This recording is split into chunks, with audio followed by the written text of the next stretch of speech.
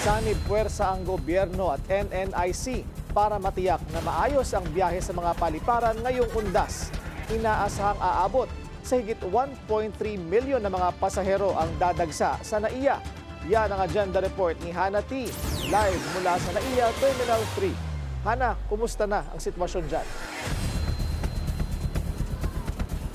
Willard, nananatiling peaceful ang sitwasyon dito sa NAIA at isa sa mga patok sa pasahero ay ang bagong mezzanine food hall dito sa Terminal 3 na may bagong mga kainan at retail stores para sa mas komportableng pagbiyahe.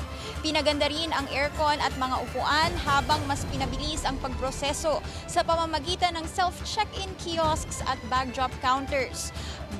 Buong puwersa ang Manila International Airport Authority, New NAIA Infrastructure Corporation at Civil Aviation Authority of the Philippines sa paghahanda para sa Undas Rush, kung saan aabot sa mahigit 1.3 milyon na pasahero ang inaasahang dadaan sa NAIA hanggang November 5. May dagdag na personnel para sa crowd management, security at passenger assistance kasabay ng pakikipag-ugnayan sa airlines at iba't ibang ahensya para siguradong on time ang mga flight.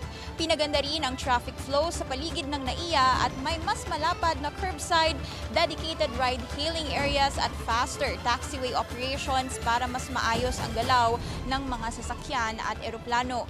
Samantala, sa bahagi ng CAAP, namahagi sila ng malasakit health kits sa lahat ng operated airports kabilang ang Davao, Bohol, Panglao, Lawag, Bacolod, Silay, Tacloban at iba pa.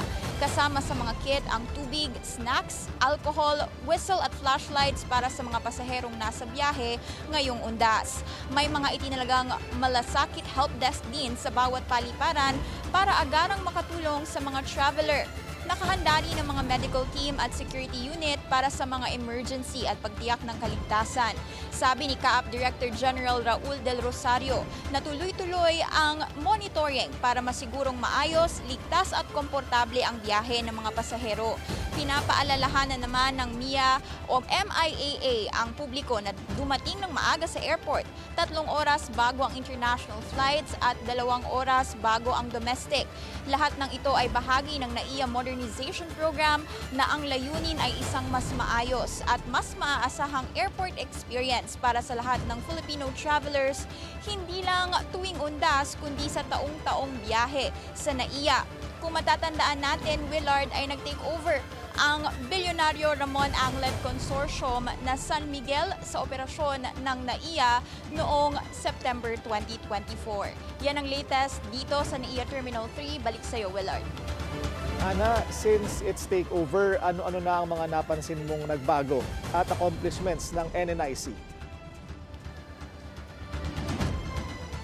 Willard, kasama doon sa information na binigay ng NNIC ay yung pinakamataas sa kasaysayan, yung on-time performance ng NAIA na umabot daw sa 92% na isang record na hindi pa umano naaabot dati. And based on my experience, Willard, malaki yung improvement pagdating sa comfort rooms at Wi-Fi and of course yung service dito sa loob ng NAIA Terminal 3. At kasabay niya, no, sabi ng NNIC, umakyat din sa higit kumulang 50 million yung mga pasaherong dumaan dito sa NAIA habang mas pinaganda yung kanilang travel experience through new seats, higit kumulang 2,500 na trolleys at syempre yung mas malamig na mga terminal.